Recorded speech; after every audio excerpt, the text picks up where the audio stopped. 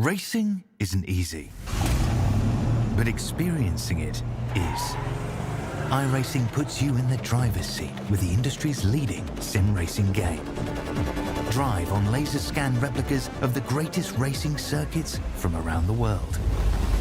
Go head-to-head against other drivers chosen by skill-based matchmaking to ensure competitive racing at every level. Compete across all your favorite series. In officially licensed cars, engineered to deliver the most accurate driving experience possible.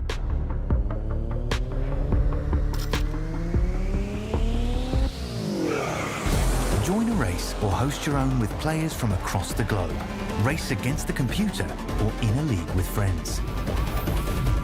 Feel the thrill behind the wheel. Visit iRacing.com.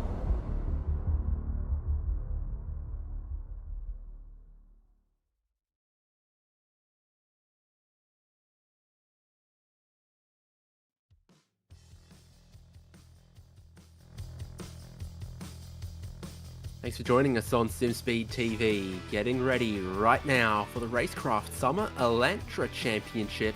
It's a very beautiful looking grid and it's a beautiful looking racetrack. Oulton Park Circuit on the international layout gives us plenty of slipstreaming but also some narrow and bumpy passing opportunities. It's a classic of touring car racing in the UK. Let's see what it delivers for us tonight in Southern Cross ESports Racecraft Summer Elantra Championship.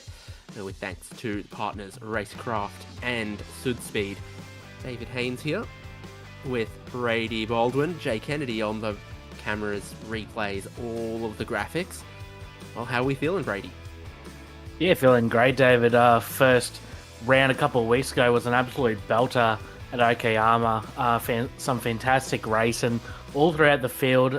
Some fantastic battles up the front for the win as well. And the invert in the second race really made it a really spicy second race with some fast guys having a little bit of trouble getting right through the field. And it was Daniel Yeaman who took out that race victory and leads the championship coming into this round, but we'll get to that shortly. And you touched on Oulton Park, a fantastic circuit and a typical British touring car circuit in the United Kingdom. As we go into our Google Earth shot, we're on the international layout, like you touched on, David, without the Britons coming to Oulton Park. There's so many different layouts, I can hardly remember them all, but this one should provide some pretty good racing in these front-wheel drive TCR cars.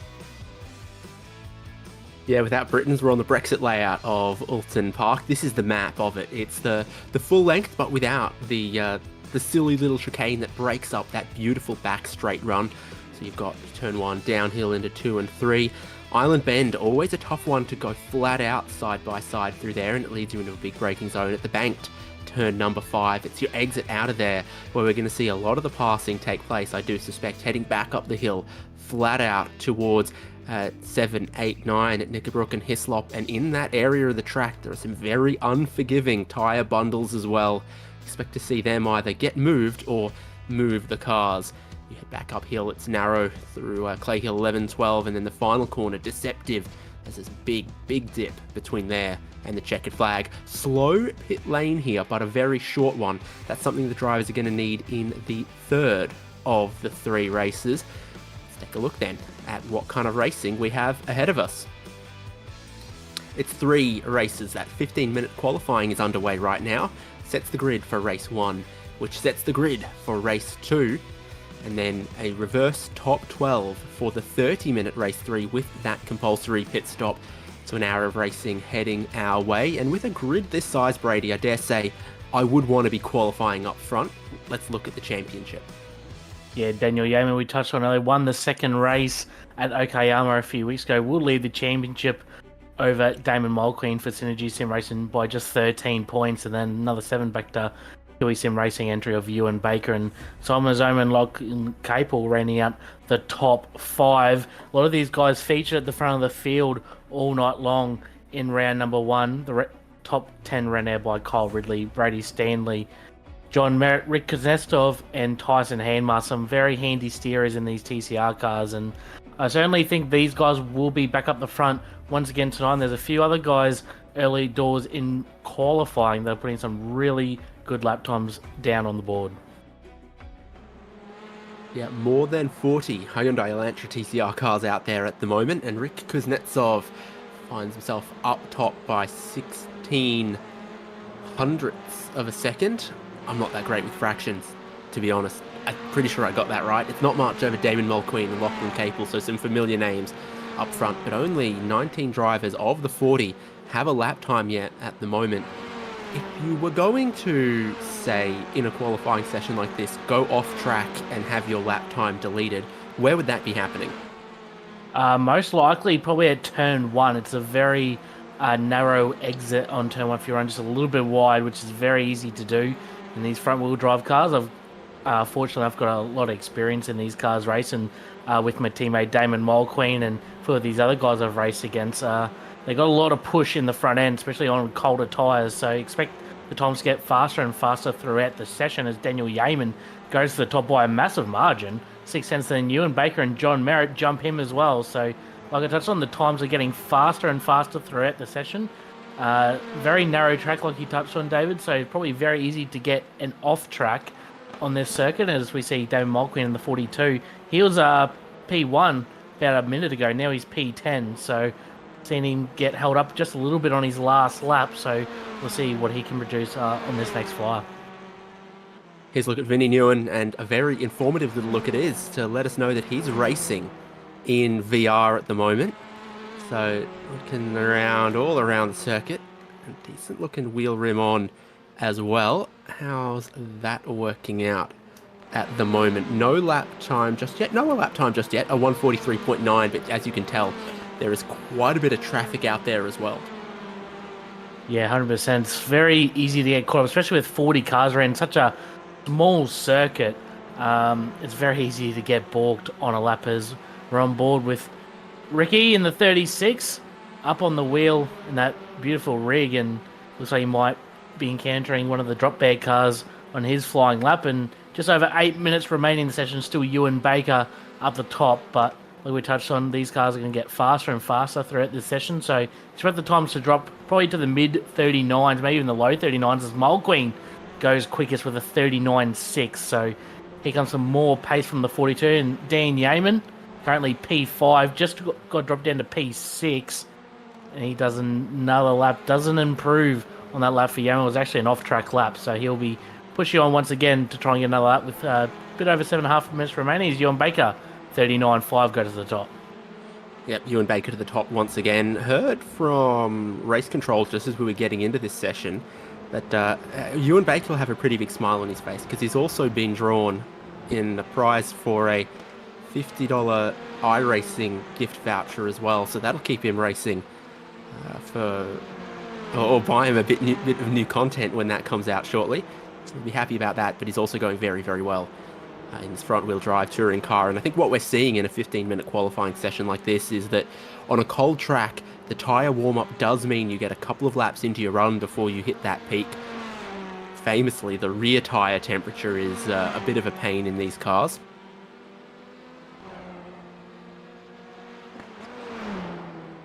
Mike Pepper in the number 5, the Juice Frog Leap machine, runs a little bit wide. He's getting a little bit of the Jay Kennedy curse. He was tracking for a lap time improvement. Jay Kennedy let us know about it, and then across those bumps, the double apex right-hander there, rear sliding out, car going wide of the line and not carrying the speed that you would hope for. Approaching similar part of the track, Jacques Swanepoel, a lot of traffic in front of him, and it is bumpy in this braking zone here. You start braking just as you go over that bump, and then as you want to get the power on here, the track drops away. The nose of the car wants to slide out, so you can't get the throttle open as early as you'd like, heading towards the start-finish line here. Jacques Swanepoel is going to jump up to 7th.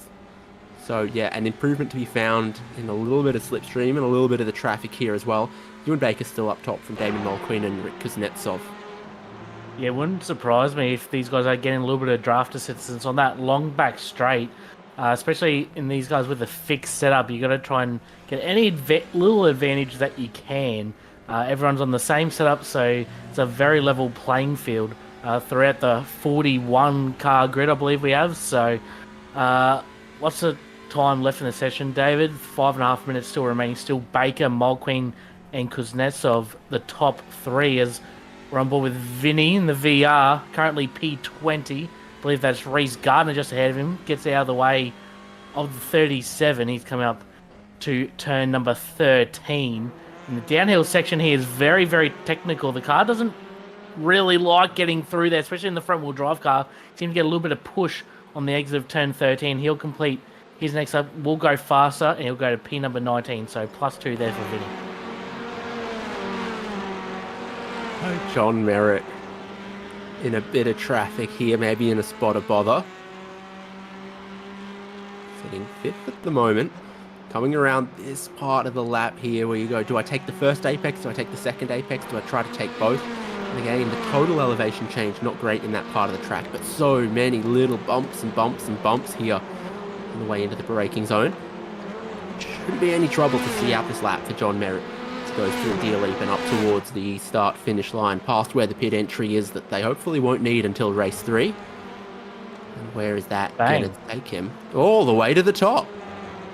Very impressive lap from John Merritt. I've seen him race in multiple disciplines of cars, and he's always fast whatever he gets in, whether it's a Formula Ford or a Formula V, a GT3 and a TCR. He's honestly just a wheelman, so very impressive time.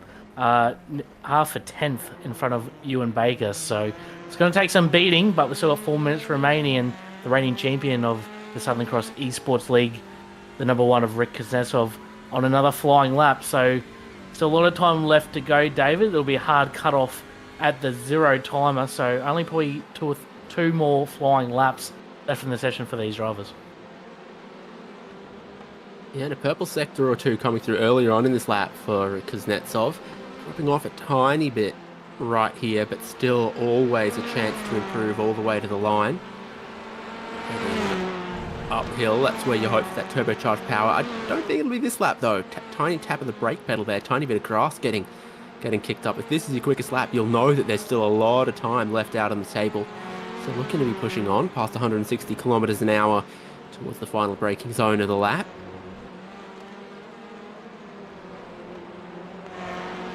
Second or so lost in the middle part of that lap. Aaron Major might be up a little bit here, but he's got a lot of traffic in front of him as he tries to... Well, he's got a lot of traffic in front of him between himself and the checkered flag. A couple of cars trying to jump out of the way. Will it be enough? Yeah, Aaron Major looks on a pretty decent lap. Currently P6, which is a very impressive effort for the 511 machine. He might have got balked in the last couple of corners. We'll see how much that did affect his lap time. If it did, it didn't. He will jump. It doesn't jump a spot, but he'll get a bit more clearance to Clint Collard in P7. So on Mazomo on screen, I think that might be an off track for Mez at turn 1. Just went a little bit wide. Doesn't take much to earn an off track there. Craig Davidson in the background, currently P27 for the number 20 machine. A beautiful looking livery there for Craig Davidson. Best lap so far, a 41.0. Can he improve on that time? It looks like he will. It's a 40.6. So jumping from P29 to P23. So nice improvement there for car 20. And time left for just one more lap as well. Pole at the moment a 1:39. So once that's the amount of time left on the clock, you don't think anyone else is going to be able to get around and finish a lap. But everyone crossing the start-finish line now definitely have a chance, definitely have an opportunity. John Merritt, like you said, up to the top. Ewan Baker to second place, and it's only 0.008 of a second. It's measured in the thousandths, it's measured in the milliseconds. The difference for pole at the moment, Ewan Baker looking for any improvement. This will be his final lap. Only 90 seconds left on the clock. Do or die right now on this lap for Ewan Baker in search of pole position. The other drivers that he's competing against are all out there at the moment, except Rich Kuznetsov, whose qualifying is done. So John Merritt also trying to improve. Daniel Yeaman, Damon Mulqueen, other drivers with a chance to improve. What's the run to the line like for Ewan Baker to improve on a 1:39.4? And he does, and he goes to the top, and he's got a comfortable little tenth of a second there that then suddenly gets encroached on by Daniel Yeaman. John Merritt on his final lap, looking to improve in qualifying. He's first, he got dumped to second, he got dumped to third. He crosses the line this time around, and he cannot find enough time to get back on the front row of the grid. Only 8, look at that, David, 800ths of a second separating the top 3. It's honestly remarkable in these cars. There's so much variance in these cars. They're not the easiest cars to drive, so 800ths of a second between the top 3 is honestly remarkable for for these drivers. Jonathan Kiley, he's got a massive improvement, about 0.6 of a second for the 78 machine. He'll jump from P32 and he'll jump right up the order. So very nice lap there. And only 15 seconds remaining, so only a few guys will be able to finish their lap. Probably not many. Barry Punter might only just get over the line in the 440 machine, currently P15. Looks like he might have backed out of it, and he's not going to make the line. So that is it, David. Fantastic qualifying session, and like I touched on, not much in it at all between the top three. It's going to make it for a very interesting race number one. Certainly will. Intense qualifying session, a lot of cars on track, just a short little qualifying session, and it sets the grid for race number one, which will be a frantic 15-minute sprint. Let's look at that grid and how fine the margins were. Ewan Baker on pole, Daniel Yeaman in second, and on the second row, it's the best John Merritt could do in a very hotly contested qualifying session, same for Rick Kuznetsov. On row 3, Lachlan Capel and Damon Mulqueen. Row 4, Aaron Major and Simon Mazzomo. To round out the top 10 on row 5, Clint Collard and Kyle Ridley. Shane Clancy will start from position number 11. Along beside him will be Jacques Swanpool. Behind them will be Ray Oliver and Tiago Macedo, Barry Punter and Matthew Keane. 15th and 16th, Cameron Edwards and Mike Pepper. And then rounding out the top 20 will be Tom Wilkinson and Brody Sentence. Working our way through this beautiful field of Hyundai Elantras with Clint Harvey and Vinnie Nguyen. And then Michael Schroeder, Reese Gardner's in 24th. Got Brady Stanley and Craig Davidson, who we saw right at the end of that qualifying session. Byron Hoy and Tom Yakovlevich. I look close. Ricky Satria, Joe Capone, 29th and 30th. Jonathan Ackers, Peter Pavlovich, 31st and 32nd. Qualifying times were set for these drivers, Jonathan Kiley and Jesse McMenamin. Brent Johannesson and Dale Atkins, 35th and 36th. Craig Levine and Andrew Lachlan back there, and no qualifying time. A qualifying time for John Lee, but no qualifying time for Michael Locker, or John Lee, or the safety car, or even race control either. So that's our grid. 39 drivers with times, 42 possible drivers, so there's a couple that might start at the tail of that grid. Looking at the weather, I reckon that'd be shorts, shirts off in England if it was 20 and clear, but it's cloudy, slight breeze, very dry. Look at how far back this field runs from the start-finish line all the way back to the final corner.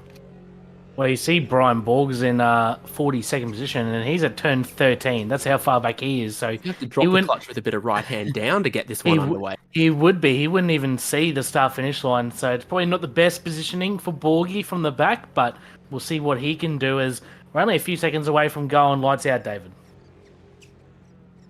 Yeah, don't think this start procedure is going to be particularly quick with the number of cars just hanging around waiting on one or two, but in a second they'll get it underway, and your pole sitter, Ewan Baker, from Daniel Yeaman, from John Merritt, from Rick Kuznetsov, that's your top four. They'll have cold tyres and a very short run to a narrow, bumpy turn one where you can run off wide, get a slow down, get an off track. The Hyundais are revving, the clutches are dropping, the handbrakes are released, and a good initial getaway from Yeaman in second. It's a really good getaway. There's drama in the back because of course there is. Jonathan Acker's already in the wall, but for the race lead, Daniel Yeaman, great getaway into the race lead. Rick Kuznetsov follows him, John Merritt follows him, so Jonathan, Ewan Baker not getting away to a perfect start in this race by any means. There's three still to go, and there's drama already, of course, on the exit of turn one.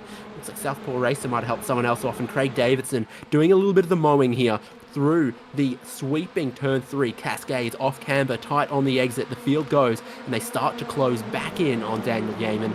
Ewan Baker fighting to get a third place back, but he's got John Merritt to his inside at the Shallow Oils hairpin. Yeah, these cars, I've touched on it the last round at Okayama, these cars are very difficult on cold tyres. It'll take them a few laps for tyres to get up to pressure, get up to temperature, to even get them drivable, because they're very, very evil on cold tyres. We've seen that on the exit of turn one, a few cars spearing off, but up the front, it was Daniel Yeaman from the outside of the front row picking up the race lead. Kuznetsov went from 4th to 2nd. Unfortunately, Baker. Oh, there's a big crash. Is that Those Mazzomo? tyre bundles. Simon Mazzomo's collected. Someone's Oh. collected him, and there's more of them. The track It's a pile up. is It's jammed. blocked. Oh. I think this might be a safety car. And there it is. Wow. Right on the money. It all starts very high up in the field inside of the top 10. A little bit of a squeeze on the way into Knickerbrook and Hislop chicane here. And that immovable concrete block of a tyre bundle. And this inside and Didn't get pulled up by the looks, David. just drive straight into it. I think honestly he probably drove into it to save taking out multiple cars in the field. But unfortunately, probably took out more cars than what it would have originally. So unfortunately for Mazzomo, probably did have the right thinking to get into the tyre bundle, but unfortunately caused a massive pile-up, especially on lap 1. Everyone's bunched up. So yeah, unfortunate for there. It looks like Reese Gardner was involved as well. We'll go to another Racecraft replay, and looks like he just went a little bit too deep, David, and he wasn't going to pull it up at all, and unfortunately straight into the tyre barrier, and he kicked off the first few cars actually got in, and then there was one of the drop bear cars, and Reese Gardner got in there a little bit hot. They were battling for position, probably didn't see it at all, so might try and get a look if we can, maybe on board with Reese Gardner to see what his point of view was. I don't think he would have had much visibility out the front of that Hyundai Elantra of his.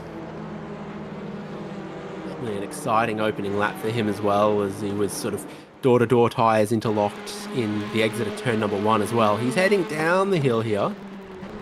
Sees that. And he cops a hit from the left-hand side. So that's what it was. It was one of the drop bear cars. Maybe Tom Wilkinson. Yeah, it was Tom Wilkinson, we just got told. So unfortunately for Wilkinson's driving back to the pits, got repaired. Unfortunately, Gardner had to tow, so he's out of the race. This is on board with Wilkinson. He got the grass, David, so that's what sent him into race, and then obviously it was a massive pile-up from there, and it was just all on. So unfortunately, a few cars now will be out of race 1, will make their life very difficult for race number 2. But I'm going to give a quick shout-out to Brian Borg. Remember, he started before turn number 13 in 44th, or 42nd on the road, apologies. He's already up to 17th. Just avoided all the chaos, and he's up nearly 30 spots in half a lap. So pretty good effort there for the 71 of Brian Borg, but it's Daniel Yeaman out in front so far. Safety car not coming in this lap, hasn't pulled away quite yet, so I think we'll have one more Lights off. lap. It could be. We might be going green this time by. Safety car's also about to complete one more lap than Reese Gardner, Jonathan Ackers, and some others have yet at this point. There we go. Safety car pulling away. Daniel Yeaman, after that great start, still leading the way. Rick Kuznetsov followed him through. John Merritt in 3rd. Ewan Baker from the pole back to 4th place. Did not get a great start and then just ended a little bit out of the way, getting freight trained by the rest of them on that race start. And Mol Queen Capel, Aaron Major, Ray Oliver, Clint Collard and Barry Punter completing the top 10 at the moment. Daniel Yeaman keeping them at this pace. Single file now, ready for the restart. And it's only 10 minutes left in this opening race as well. The hill, we get going. The TCR cars roar into life once again for Southern Cross ESports Racecraft Summer Elantra Series, and Daniel Yeaman's the one to lead them back into racing through turn 1. Here's the move, Lachlan Capel down the inside on Damon Mulqueen. Potentially a bit of a chance for a switchback. The door gets closed on Mulqueen. Deeper in the field, we see more battling side by side as well. There's a lot going on in the mid-pack. There's 2 and 3 wide action next to turn 1, which is pretty sketchy because these cars, they still wouldn't have tyre temp up in the front. So cars still probably not so great to drive in the early stages of this race. But it looks like Dan Yeaman's done a really nice job out in front and is got a little bit of pressure from behind from Kuznetsov and Merritt and Baker. And he's got a little bit of a gap back to Capel. So it'll be very interesting, especially with the little slipstream down the back straight. John Merritt might have a crack on Kuznetsov, but he goes immediately to the right-hand side to defend the position coming to Knickerbrook at turn number 7. He gets into... John Merritt into the back of Kuznetsov. Baker's going to have a go down the inside. So it's a fantastic race and up front early doors here, David.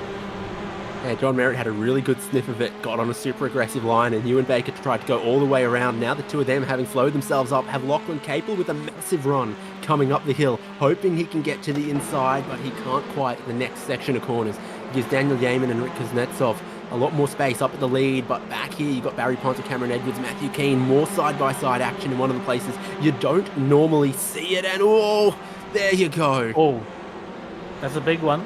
Jonathan Kiley in the wall, gets just a little bit of a hit. He's not the only car out there, I don't think, at this point, but there's a lot of damage on that machine.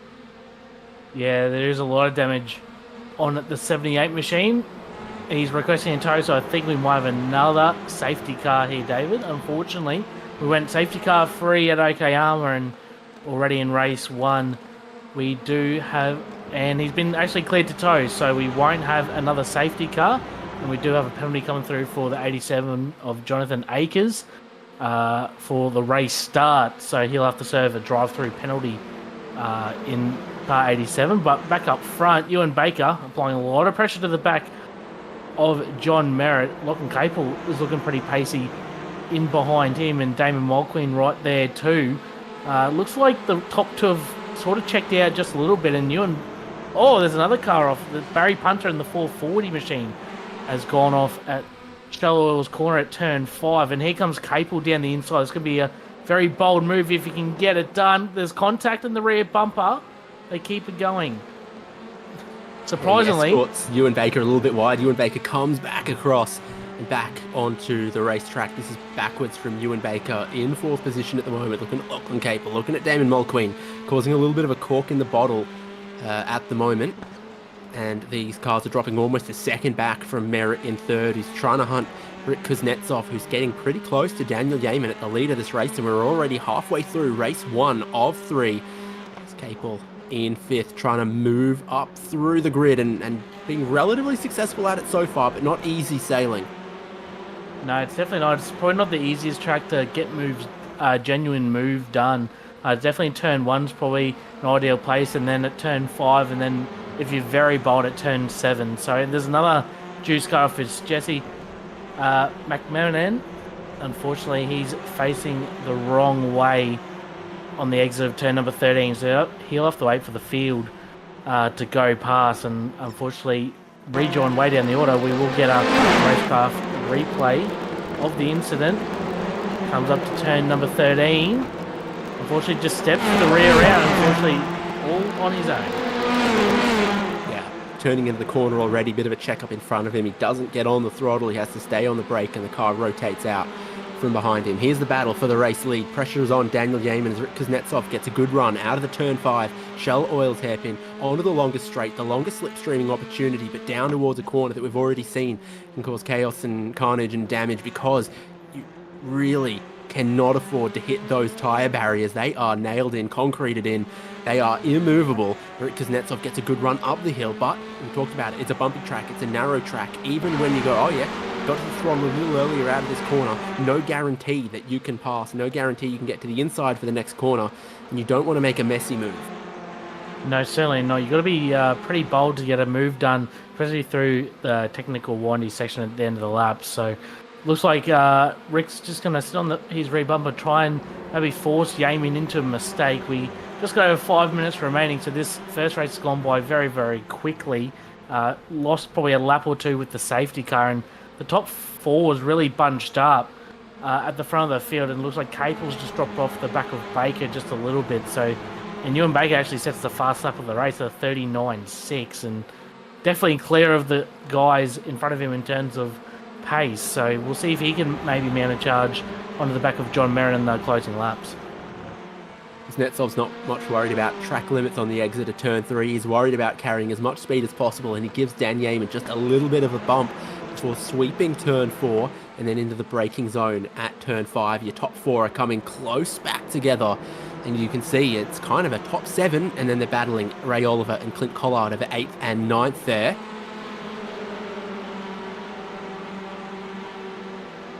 Looks like Ewan Baker's the driver with the best run out of turn 5. Over the hill here and then back downhill. Picking up speed. He has a look to the inside. Merritt's going to cover it. So 3rd and 4th, a little bit of side-by-side briefly. Looking for a bit of a switch back over under. Looking to carry speed up the hill is Ewan Baker. in the Kiwi sim racing machine. Yeah, Ewan Baker looks like he really wants to get the move done. Darren Merritt obviously set the fastest lap last time by, so he's wanting to get the move done. And we're going to have a replay incoming, a Racecraft replay of Michael Locke coming to turn number 5.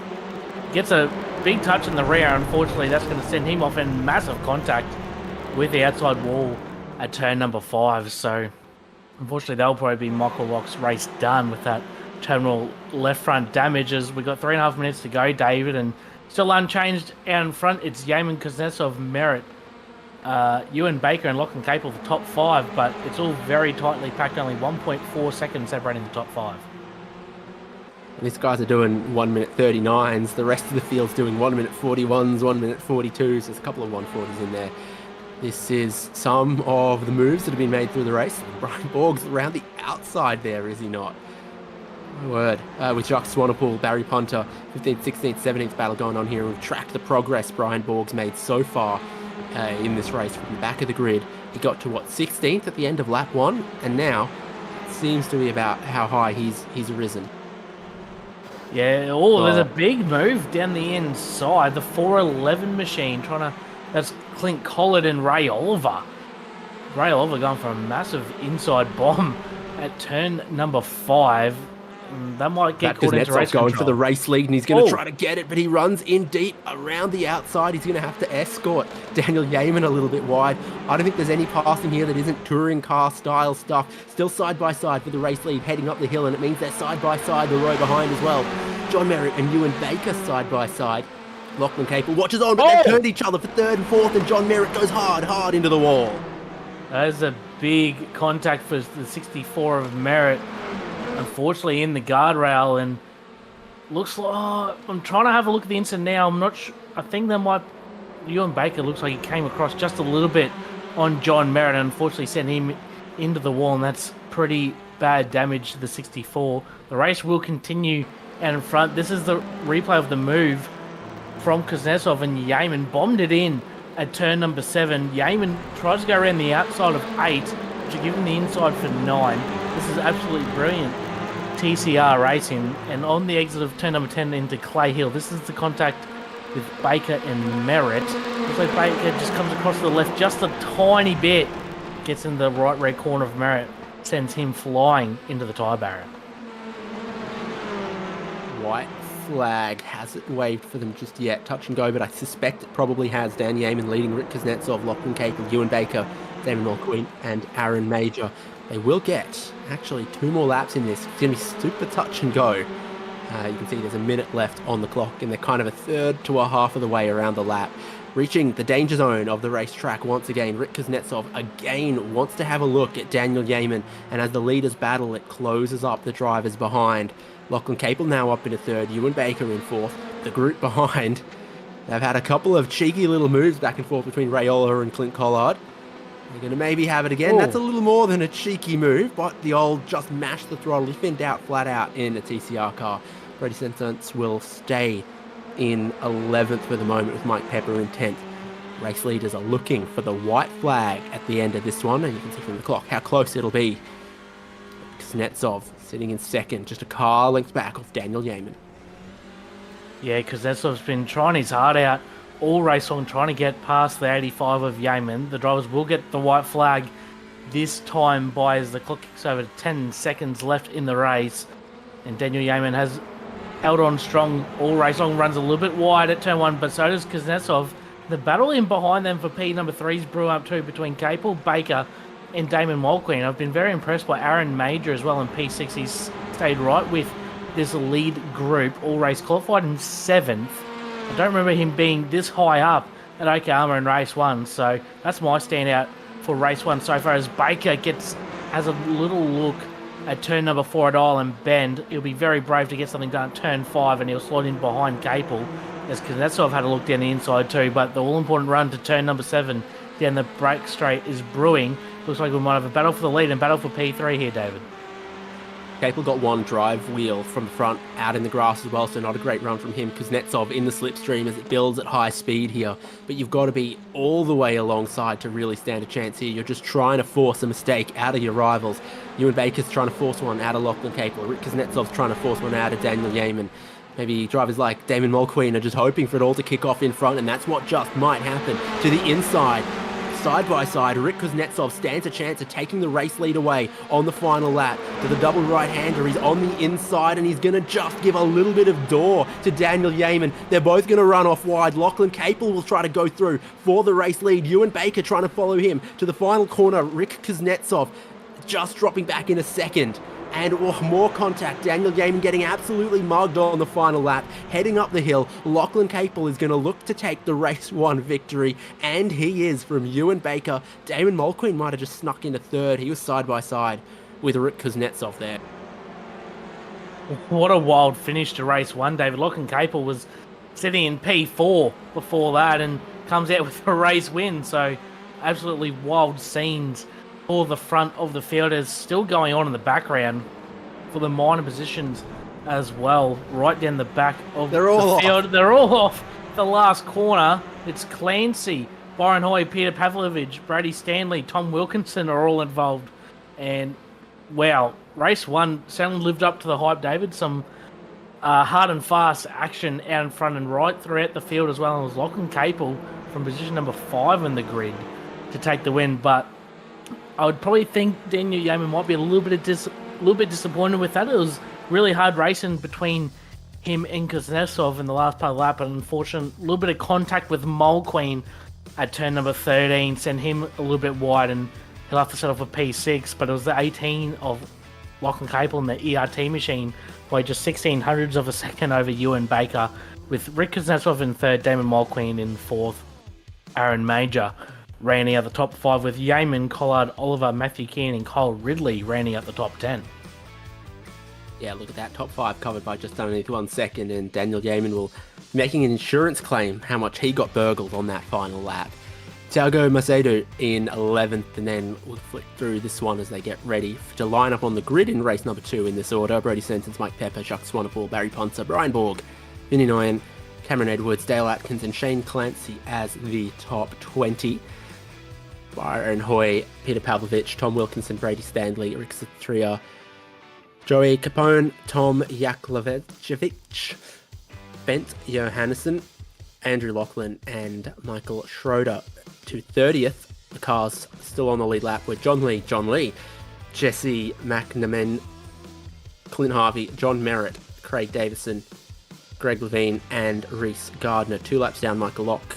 5 laps down, Jonathan Kiley with the damage there. And then, retirements here, Simon Mazzoma, Jonathan Akers after that first lap.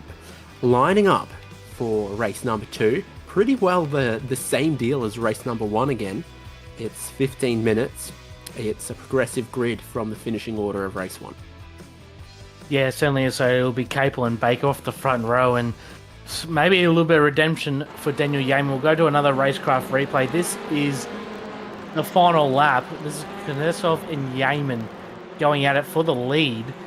Looks like Yeaman had a little bit of push on the exit of turn number 8. That allowed Kuznetsov down the inside. That's just typical touring car racing there, David, through turn number 9.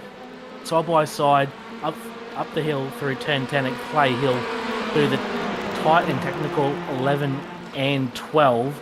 Kuznetsov down the inside, probably has a little bit of understeer and pushes Yeaman a little bit wide. Don't think there's probably a lot in that. When they get to 13, Capel then come out of nowhere, had the inside run on Kuznetsov, and then a little bit of contact there between Mulqueen and Yeaman on the exit of 13, and Capel takes victory. So, incredible race again, David. We've seen in round 1 these drivers putting on some fantastic racing. So it continues again. Hopefully we don't get a safety car in this one. It'll be another short, sharp 15-minute race, and before we head on to the half-an-hour race with the pit stop later on. Looking at the weather having turned a little more British in the back of shot. Mine says overcast, that says cloudy. Those are some very dark clouds out there, I think. Not too much breeze. Track actually slightly warmer. Be interesting to see 30-second board to be displayed. So, who are the drivers that we find well out of position in race number 2? Well, starting from right up the back, Simon Mazzomo from 41st, Reese Gardner from 38th, and John Merritt from 34th by the looks of things. So you've got a couple of starting zones here. You've got the drivers that are on the front straight, you've got the drivers that are up the hill, you've got the drivers that are down the hill, you've got the drivers that are on the corner, and the drivers who are around the corner. Some of them a long way from the starting line. They're ready to go. 15 minutes, hopefully no safety car intervention this time around. You wouldn't put money on it though. You wouldn't rule it out. It's Lachlan Capel with the pole position. The inside row had the better jump last race. What happens this time around? Not a good start again for Ewan Baker, getting mugged on the way towards turn number 1, but it is a good start for Lachlan Capel. Mulqueen and Kuznetsov fighting over second place on their way through turn number 1. Tyres are cold again, all the way through the bunched up field of 40 plus Hyundai Elantras. Yeah, it's very tough going from the end of race 1 where you had optimal grip in these cars, and then back to cold tyres where you got absolutely no grip in turn whatsoever. So I know it's caught me out a few times, and unfortunately we got a few cars off, but we don't have anything major to... I cursed it.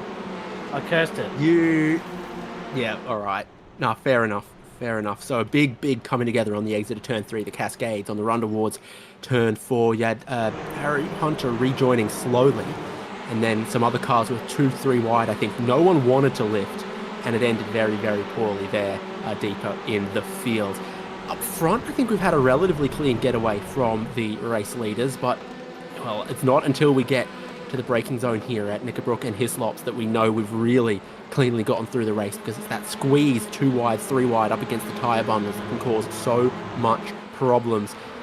Leaders getting away. Lachlan Capel with Rick Kuznetsov and Damon Mulqueen, and then they've got a second back to Ewan Baker, who seems like he's getting back into gear here after that slow start off the standard start. Yeah, Baker's a little bit vulnerable at the moment to Yeaman, unfortunately. Went from the front row, now in P4. He's got a lot of pressure from the 85 Yeaman, who's showing his pace here to Aaron Major right on there. Rear bumper as well, and it's on in the background too. Brody Sentence, Mike Pepper. Still on cold tyres, not much grip on these front-wheel drive cars. Tiago is there, Cameron Edwards is in there as well, Brian Borg as well, and a few cars coming to the lane, I suspect for damage, David. There is 6 or so meatball flags out there, 2 black flags that could be for unsafe starts, jumping the start, all sorts of things. But 4 wide on the pit straight there, why not? It's all happening. And this is the race lead, Lachlan Capel from Rick Kuznetsov. You see them single file all the way back to 9th place with Matthew Keane there.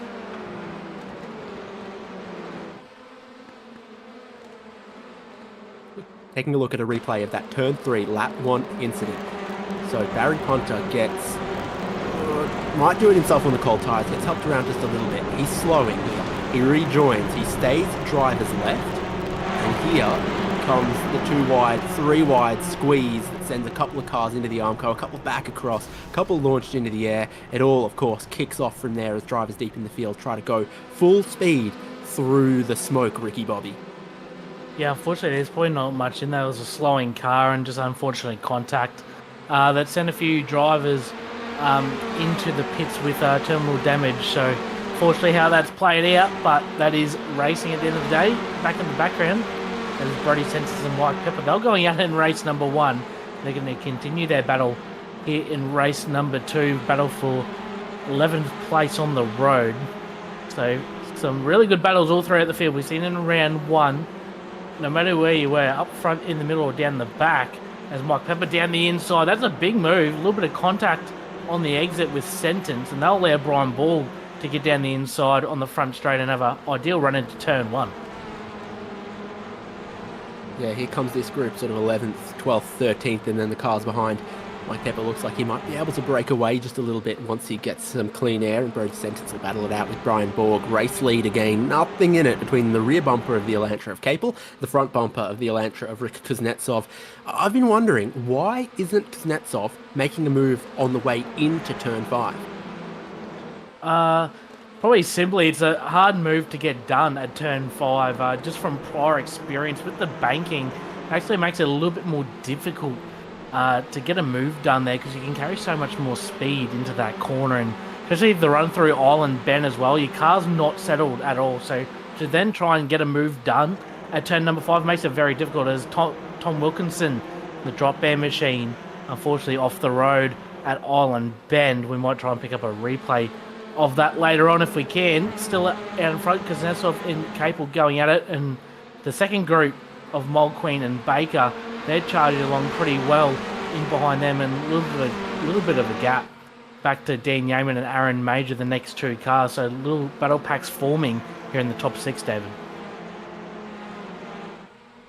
Yeah, good racing so far up front. Top 4 starting to get away, with Yeaman having dropped back a tiny bit towards Aaron Major, Kyle Risley, and with Lachlan Capel leading them right now. Cameron Edwards has been around at Druids. Here's John Merritt, one of the drivers. We were saying, watch them come through the field. Well, here they all are together. John Merritt, Simon Mazzomo, Reece Gardner up to 20th, 21st and 22nd, having started, 34th, 38th, 40-something. Yeah, it's an impressive drive through the field, isn't it, Dave, for these drivers? Just outside the top 20, and for John Merritt's case, just inside the top 20. So, fantastic move throughout the field. Plus 20 there from Mazzomo, and Jonathan Akers as well. He's plus 19, and Reese there plus 16. Merritt and Michael Schroeder as well plus 11, as Borgie and Mike Pepper going at it for position number 10 on the road. Still Brody Sentons there, so can't separate Mike Pepper and Brody Sentons here in the UK tonight. They're all over each other all race long.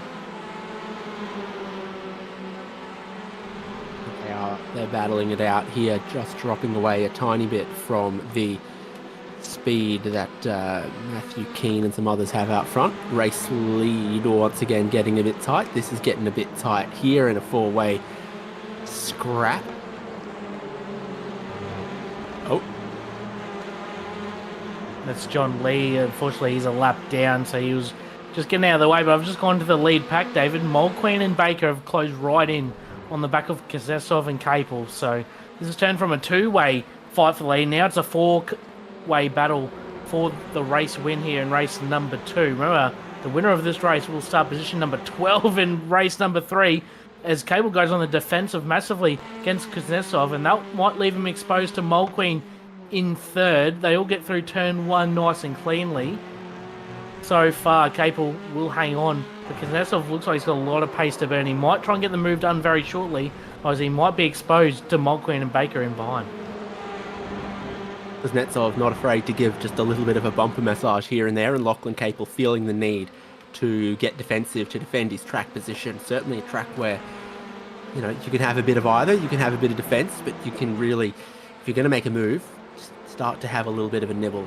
Coming up on a tiny bit of the traffic, and again, just a little bit of the bumper hello. Rick Kuznetsov to Lachlan Capel, and the leaders head around back towards the big braking zone, having gone over the crest of the hill. Ewan Baker's got a bit of a run to try to look to take 3rd place away.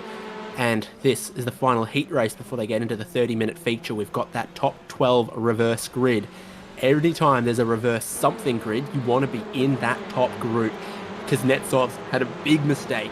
He drops away from the lead. Ewan Baker starts to have a bit of a nibble on him. Lachlan Capel's lead's almost out to a 2nd here. Yeah, it just looks like he got the grass on the exit of turn number 9 there. Kuznetsov and Ewan Baker in now right on his rear bumper. So this has even brought in Daniel Yeaman as well from P5. He's right on the back of this lead group as well. And Capel will be laughing at the moment as Baker down the inside. That's a big move on Kuznetsov. They're going to run side by side on the exit of 13. Up the hill through Deer Leap in 14. Baker will have the inside run. They're still bumping doors down the front straight away. Will Baker throw it down the inside? He's right beside him. He's going to use him up just a little bit on the exit. That's just touring car racing at its finest. Aaron Major sets the fast up of the races. Kuznetsov will hold the inside for turn number 3 at Cascades. He'll hang on to the position, but he's going to run a little bit wide. Might leave him exposed again to Ewan Baker, as even Aaron Major in the background, who just had the fast lap, he's now closing on this battle pack group for P number 2. So now it's Kuznetsov and Baker in this battle for 2nd and 3rd. Baker gives him a little bit of a hello, and that sends him around. He'll get back going again. Oh, but he'll get drilled.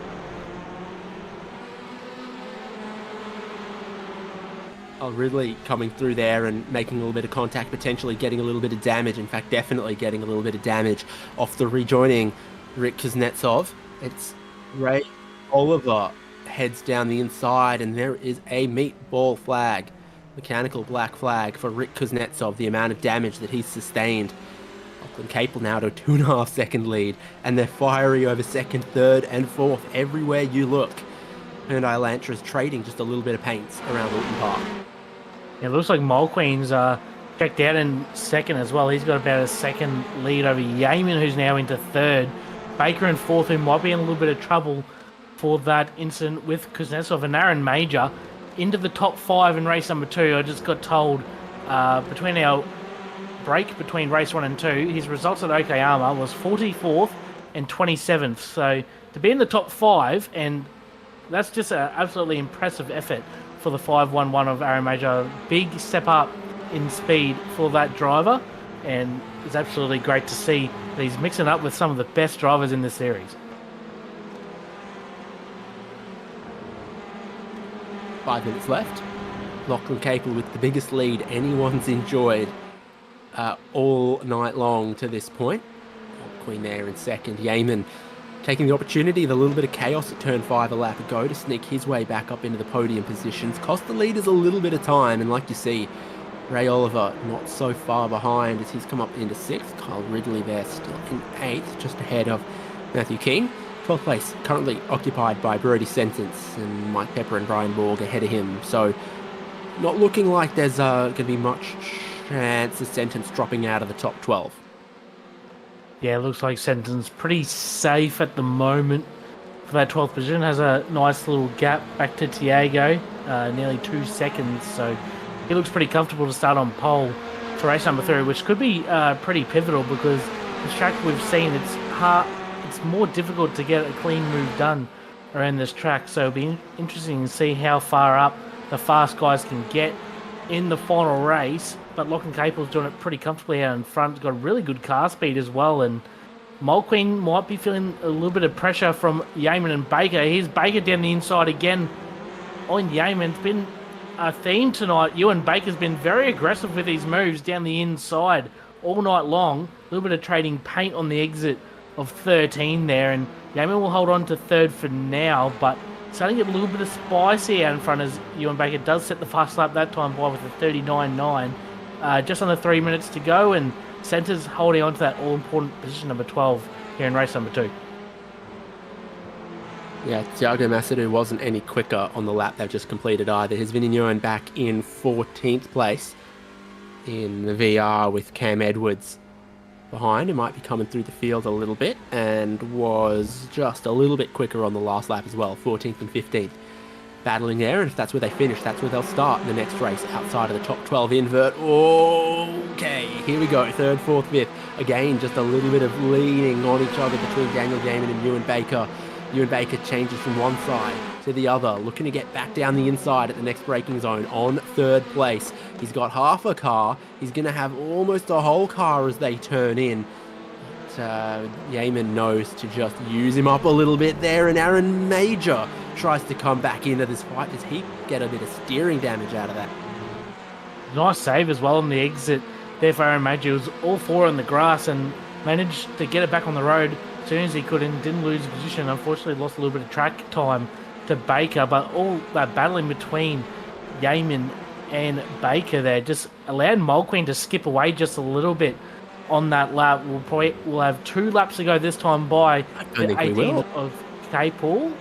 Are we getting the white? No, we get the white flag. So last lap for Lachlan Capel. He's going to look to go 2 from 2 here tonight. Mulqueen in second. I don't think, even though he was 6/10 faster that last time by Mulqueen, I don't see him catching the back of Capel. Yeaman and Baker, they'll still battle out for P number 3, and Aaron Major still running the top 5. Kuznetsov, after that little incident earlier, is back into 6th, and still looks like Sentence is safe in 12th. And some fantastic racing all throughout the field. Our big movers from this race: Merritt 34th to 16th, Mizomo 41st to 18th, and Reese Gardner 38th to 20th. Jonathan Akers up 21 positions and Schroeder up 13. So some big moves in this race. I've been saying all night that it's difficult to pass, but obviously some of these guys are getting the moves done early in the race and capitalising on other people's mistakes. Well, I think it is difficult to pass. We've seen a couple of coming togethers and the opportunity for those drivers who started at the back and remained clean to pick up a bag and try to move on with it. Final lap, definitely Lachlan Capel leading from Mulqueen, Yeaman and Baker there. We were looking at Baker not quite close enough to attack Aaron Major after trying to pull a sneaky one on Ewan Baker, being dropped back into the clutches of Rick Kuznetsov, who might be getting time added post-race. We'll keep an eye on that one when the results finalise themselves, but Lachlan Capel left them in his dust. He comes out the final corner. He's heading to the checkered flag to take the win of race number 2 that'll see him start race number 3 from 12th place. Flash of the headlights for Lachlan Capel taking the win at Oulton Park. Yeah, fantastic effort for Capel. I've seen him some very impressive driving multiple cars on the service, and 2 from 2 tonight, and certainly showed his form there in race number 2. Checked out 1.5 seconds over Mulqueen and some fantastic drives throughout the field, and more importantly, Brody Sentence finishing in P12. So he will start from the pole position for our final race of the night, which we will get into in just a moment. Fantastic drives throughout the field, obviously from Merritt, Mazomo, Schroeder, Gardner and Akers, all gaining nearly plus 15 positions for all of them. So some fantastic drives throughout the field, and our results will be coming to you in just a moment. But it was Lachlan Capel in the 18 machine taking the victory over Damon Mulqueen, and Daniel Yeaman ran out the podium with Ewan Baker and Aaron Major ran out the top 5. Kuznetsov, Oliver, Ridley, Matthew Keane and Brian Borg were out at the top 10. I think you got to just stay with this a second until the last car crosses the checkered flag to see if Rick Kuznetsov stays in the same place, because if Rick Kuznetsov does get some amount of time added post-race, it might drop him outside of the top 12, change who's on pole position for the upcoming race number 3 as well. And I am trying to see if any change has happened. It looks like a meatball, if you get it in the last couple of laps, you can just not serve it. So that's interesting, but I guess maybe it checks out. So no change for Rick Kuznetsov there inside of that top 10, as you said. Outside of the top 10, yeah, Mike Pepper, Brody Sentence still will get the pole position for race number 3 coming up. And Thiago Masadou gets 13th. He's just outside of that group. Scrolling through the remaining results there, and some of the big movers like picking out John Merritt, Simon Mazomo, Reece Gardner, coming from way deep in the field in towards the top 20, and still on the lead lap you find the rest of these drivers. Tom Wilkinson not where he would want to be, definitely another one to pick out of position. We saw him having to wait for a whole heap of cars and he finished 27th. Joey Capone was the last driver on the lead lap, with Andrew Lachlan, John Lee, Bent Johannesson and Greg Levine dropping back a lap, and retirements from Michael Locke, Clint Harvey and some others there. And well, it sets us up for a very interesting race number 3. And don't forget, series sponsor Sudspeed have their Black Friday discount on right now. Use the code BLACK35 for 35% off all orders to the end of November. We take a little break here right now as the drivers get ready for the race number 3, double the length with a compulsory pit stop at Oulton Park in the Racekraft Summer Elantra series, and also thanks to Racekraft. Stay with us on SimSpeed TV. More racing coming up after this. Racing isn't easy, but experiencing it is. iRacing puts you in the driver's seat with the industry's leading sim racing game. Drive on laser scan replicas of the greatest racing circuits from around the world. Go head to head against other drivers chosen by skill-based matchmaking to ensure competitive racing at every level. Compete across all your favorite series in officially licensed cars engineered to deliver the most accurate driving experience possible.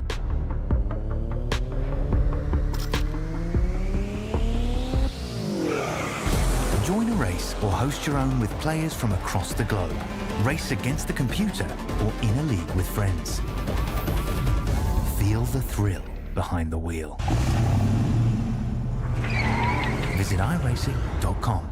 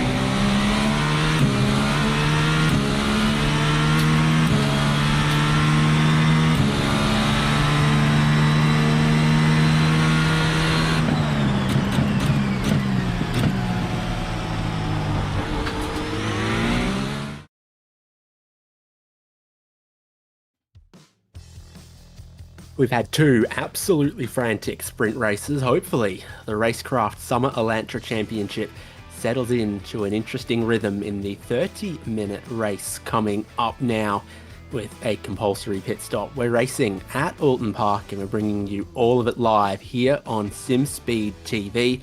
It's also an inverted top 12 to the grid of this final longer race. And that should keep things interesting. Lachlan Capel's had 2 wins so far. Now he's going to have to start from 12th. Brady Baldwin, we look at the grid. It's Brody Sentence and Mike Pepper will share the front row with Brian Borg and Matthew Keane sharing row number 2. Kyle Ridley and Ray Oliver sharing row number 3. Rick Kuznetsov, Aaron Major sharing row 4. Row 5 will be Ewan Baker and Daniel Yeaman will continue their scrap just on the fringes of the top 10. And then the top 2 from race 2 will be Damon Mulqueen and Lachlan Capel. Tiago and Vinny will share row number 7. And then Cameron Edwards, John Merritt, 15th and 16th, Simon Mazzomo, Michael Schroeder, 17th and 18th. And running out the top 20 will be Byron Hoy and Reese Gardner. Yep, back half the field here with Jonathan Akers and Shane Clancy. Brady Standley and Jacques Swanepoel. Craig Davidson and Peter Pavlovich. Tom Wilkinson from 27th with Jesse McMenamin in 28th. Dale Atkins 29th and Clint Collard 30th. Ricky Satria and Jonathan Kiley 31st and 32nd. Joey Capone and Andrew Lachlan 33rd, 34th. John Lee 35th. Bent Johannesson 36th.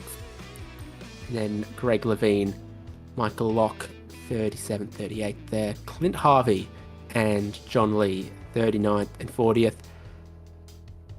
Barry Punter and Tom Yakovlejevic is the last driver on the grid for this 30-minute race and a compulsory pit stop. Yeah, certainly the compulsory pit stop will certainly change things up.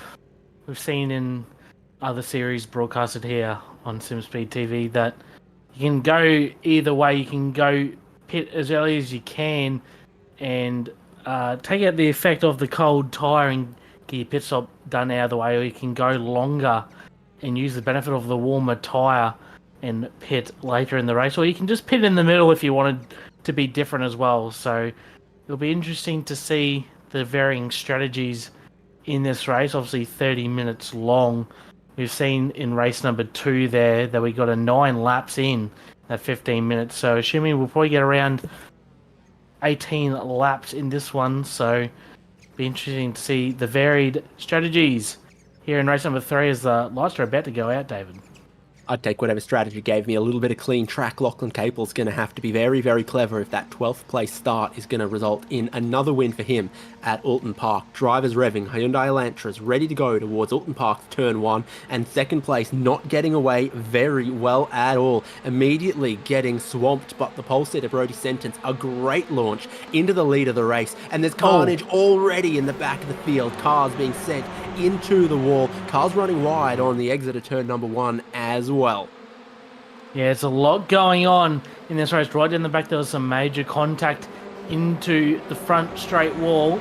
All the guys out in front are keeping it pretty tidy for the moment.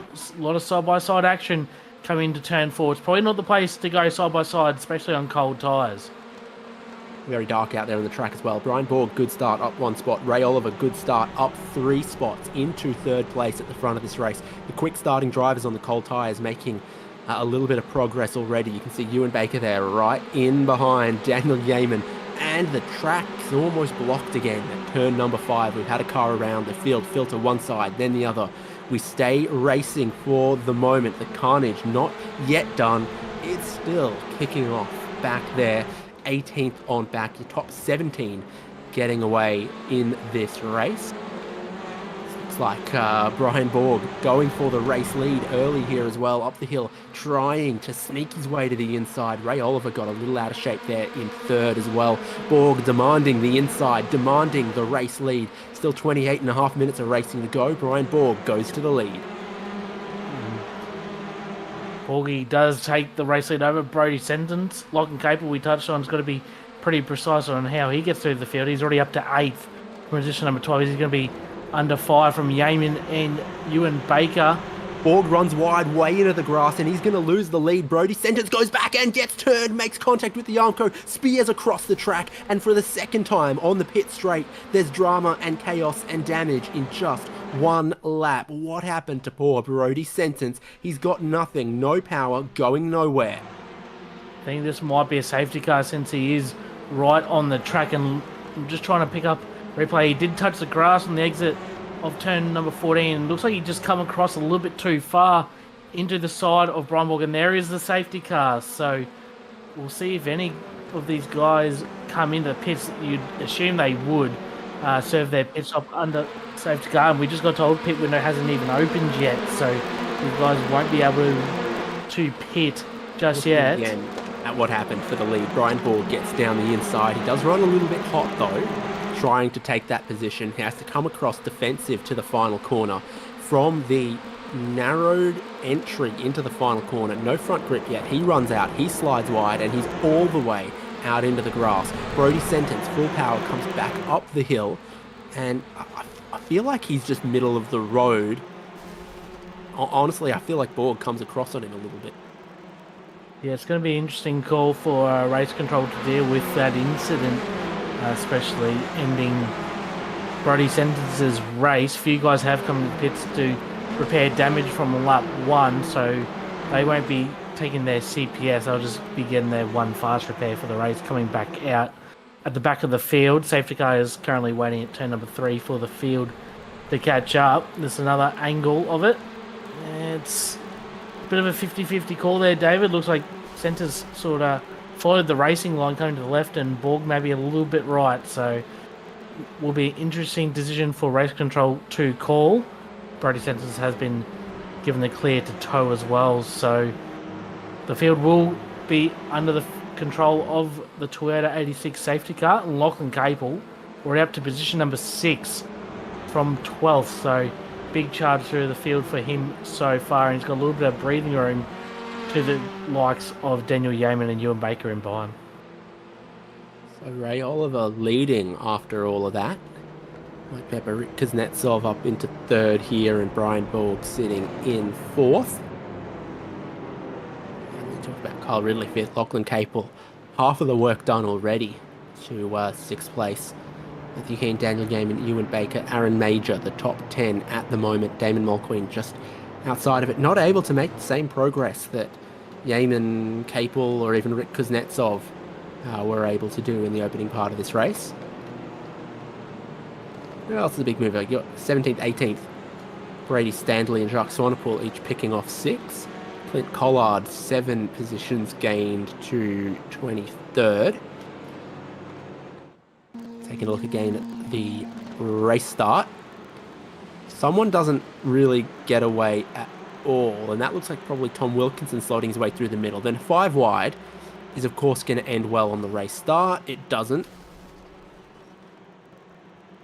Just a lot of broken parts, a lot of front bumpers on the track. Unfortunately, keep going on to turn number 1. So we just got told pit window is now open. The field is still under control of the safety car. The lights are still flashing. So assuming the guys know the rule that you can't pit in the first 5 minutes or the last 5 minutes, whoever read the rules and knows the rules will be coming down the pit lane this time by. So we will have to wait and see who does come down the pit lane. Assuming they all know about it, they should all come down the lane, but I reckon there will be one that doesn't, David, so we'll have to see who that one is.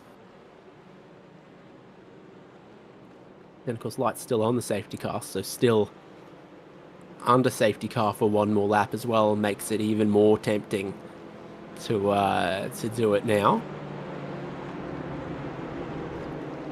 A little look at Brian Borg in 4th there. Pit entry on the right. Very, very short pit lane. Very congested pit lane. A couple of teams sharing stalls as well, so we'll see how that plays out.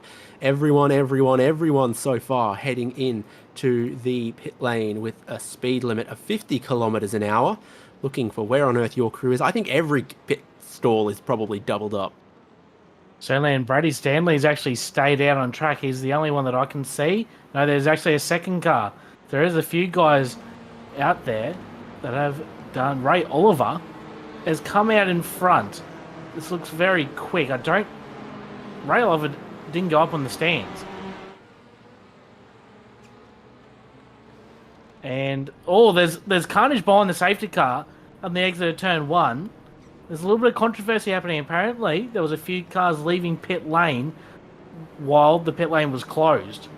So this is going to be a bit of a headache for race control to try and work out what is going on. It's pretty hard to keep up at the moment, David. Sure is. Here comes the rest of that group, and about now you can't pass that car. We're at safety car speeds, John Lee. So who hasn't stopped? It's the top 8 cars: Brady Standley, Craig Davidson, Peter Pavlovich, Joe Capone, Dale Atkins, Greg Levine, Jonathan Akers, and Barry Hunter. Also got John Lee, who hasn't stopped.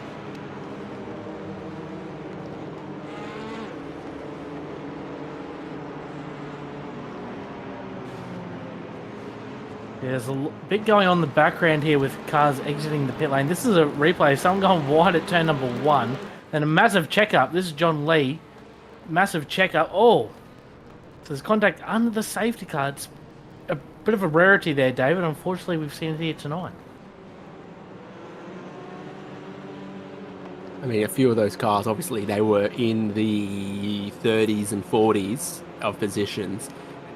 30 cars have stopped from in front of them. They felt like they got a bit of catching up to do, and then appeared at the safety car at the exit of turn 1, turn 2.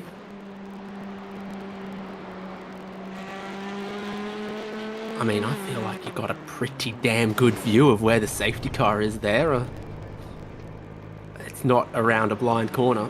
The train is there as you exit turn 1. Yeah, lights are still out in the safety car, so I think they're reviewing all the pit exits. A few guys leaving a closed pit lane, so it's going to be interesting what race control decide with that.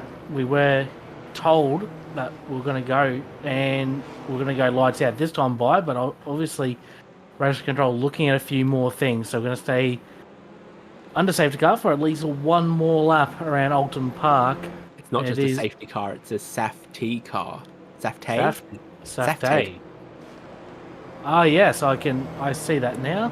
On the front? Only on the front, though. On the side, it's a safety car. So it's one of those sort of MC Escher illusions where, depending on which way you look at it, you read safety spelled correctly or incorrectly. Throwing us a bit of a curveball, the Toyota 86 safety car. So, race control on the mic at the moment, just clarifying a few things with the drivers. So, hopefully we get to go racing this time by. We're just over 20 minutes left in the race, so going to be a few laps short of that 18 lap mark that we were expecting earlier on. Michael Schrader in the lane on a bit of an angle, but he will get it out and rejoin at the back of the field. And unfortunately, a few cars in the lane with some terminal damage. And it's Brady Stanley in front. Remember, he didn't pit. The first of the guys to pit was Ray Oliver, but what I picked up from Ray Oliver, he didn't actually go up on the jacks and take a compulsory pit stop. So that's going to be under a bit of a question mark. So assuming that wasn't counted as a CPS, I think Kyle Ridley is going to be the effective race leader, but I think there's still a lot to play out, especially with the pit lane exit and all that happening, David. And they've still got 8 cars that haven't stopped in front of them as well, as far as that goes. So yeah, Brady Stanley is the race leader at the moment in the 543 with Craig Davidson, Peter Pavlovich and Joe Capone behind him there. Talk about all those drivers that have cleared that stop. Ray Oliver, question. Kyle Ridley, Mike Pepper, Lachlan Capel, Rick Kuznetsov and Brian Borg. Kyle's 1:18.5 and 27.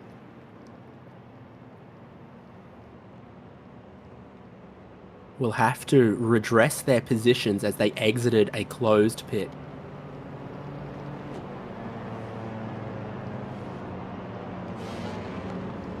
Some cars exiting pit lane too early as the safety car snake was still going around.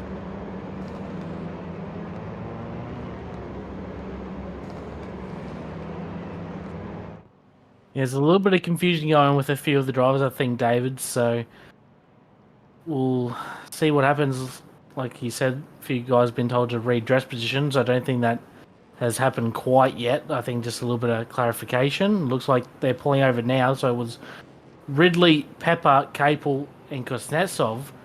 They'll have to slot in behind the cars of Borg, Yeaman, Baker, and Mulqueen by the looks of it, and even Aaron Major. So we'll see where they come out. It's going to certainly mix up the field on the restart, remembering the top 8 still have to take that stop. So it's going to be interesting, David, as we head into the last part of the race. The lights are still on the safety car. Interesting. So we'll see if they go out this time by. Unfortunately, we lost another 2.5 minutes on the race timer. So hopefully we do get to go this time by. Otherwise, it will be another pretty much 15-minute race with a 1 extra lap on top of it, which is a little bit unfortunate to see. But obviously, with all the confusion around the pit stop, it's probably better be safe than sorry and get the grid order right before we go racing. Yeah, certainly a little bit of confusion around. I'm hearing a couple of different voices at once, in addition to all the usual ones. But race control are only going to let this one go when they're comfortable with the reordered grid as well. So they're just making some last checks on that. But the safety car will come in this time, from what I'm just hearing, and we will get racing. Brady Stanley will lead them to the restart, unless he decides to take this lap to pit in, which would be a fun one, and probably the second best option other than pitting underneath the safety car. Try to hold on, try to get us racing again. Brady Stanley, 16.5 minutes left on the clock, and the Racecraft Summer Elantra Series gets back underway in our final race. And the drama around who now leads on this restart, it's Brian Borg, the best placed car to have made the compulsory stop. A lot of traffic in front of him, a lot of quick guys behind, like Ray Oliver, like Ewan Baker and Daniel Yeaman. It looks like Oliver's dropped already one position to Borg already, and looks like he's going to be under pressure from Daniel Yeaman down the inside, and looks like Ewan Baker's going to stick his nose in there too. A little bit of contact between Baker and Yeaman. Once again, they've been going at it all night long. Baker goes in the grass. That's not good. He's going to rejoin in behind Mulqueen by the looks of it. Very nice driving there from Baker to get it back on track as safely as possible. There'll be another spot for Mulqueen, a spot for Yeaman, and There's another car off. It is car number 5 of Mike Pepper, unfortunately, missing his rear spoiler. So, achieving pretty big contact with the tyre bundle there at turn 5. I've got a bit of help around there as well. Still our top 8 cars that haven't pitted, and then Brian Borg pick him up in 9th, just ahead of Ray Oliver and Daniel Yeaman, who I think if you could lip read a little bit earlier was saying, I love Kiwis, I love New Zealanders, as he was trading paint with Ewan Baker. Now Borg trying to make a little bit of progress, trying to put some cars that are on a different strategy between himself and his key rivals, trying to take a race win away in this one. Some battling heading towards the final corner here as well, a place where that can certainly happen. Borg running out of lanes to try to pick and choose. He almost makes a tiny bit of contact trying to sneak his way through, and we've got 2 sideways car track half blocked coming out of the final corner. Borg looks like he sneaks his way through. Ray Oliver sneaks through as well, and a face of concern for Daniel Yeaman. And unfortunately for Yeaman, he's going to be under pressure from Mole Queen, who's going to run down the inside of turn 1 and grab that spot as well. That's position number 9, but from our maths, that's effective P3 between Mole Queen and Daniel Yeaman. So a lot of jostling for positions happening throughout the field. Shane Clancy actually sets the fast lap of the race. Down in the background, Dale Atkins, unfortunately, off the road at the exit of turn 1. Still Brady Stanley out in front. Craig Davidson in second. Actually, Brady Stanley's actually dropped back on this lap, David. He's actually had a big off at turn number 3. So he's fallen back to P number 3. Sorry, so I was not following the production feed whatsoever. He's actually dropped to P3. Davidson now leading, but he's got some damage on the front, so it's going to be very interesting. The remaining 13 and a half minutes in this race, still a lot going on there with Ridley and Baker there in the background, just outside the top 10. Ridley, I think, stealing one off Baker, but this is out wide, way wide, and that is Ray Oliver dropping down the order, getting passed by a whole heap of cars that he knows he's battling on strategy. Even Lachlan Capel and Rick Kuznetsov get through there. They are now 13th and 14th with some positions to make. Mole Queen under pressure from Daniel Yeaman through Druids here, taking that second apex, getting just a little bit of the curb on the exit. There's no straight piece of road to see this lap out. It sort of jinks a little bit this way, jinks a little bit that way, over a couple of little hills and bumps, a little crest there late in the corner. Track dropping away, Yeaman trying to get power as you look at that cloudy sunset over Oulton Park for the final race of the day. Brian Borg picking up some spots as a couple of other cars, Brady Stanley into pit lane to clear his stop, and there's not long left in the compulsory pit stop window now. Yeah, only about 7.5 minutes remaining, so remember they can't pit in the first 5 minutes of the race, the last 5 minutes of the race, so they've got till the 5-minute timer to make that pit stop, so probably another 3 or 4 laps, and still the top 5 cars yet to make that compulsory pit stop. So the effective battle for the lead will be Brian Borg in first, Mole Queen in Yeaman, the top 3. Kyle Ridley not far behind Yeaman either. And Brian Borg has been black flagged at a drive-through penalty for Brian Borg on the last lap. That is big news coming from race control. The effective race leader, car 71, has now got a drive-through penalty. That is huge in the context of this race, David. Contact with Barry Punter, was it? So yeah, exactly. It drops Borg out of leading contention and puts Damon Mulqueen in the driver's seat alongside Daniel Yeaman and Kyle Ridley. Lights on all the cars here as they head up the hill. Take a look at what happened. This is Barry Ponter, the 440. There's Brian Borg back there. This is what happens in the final corner.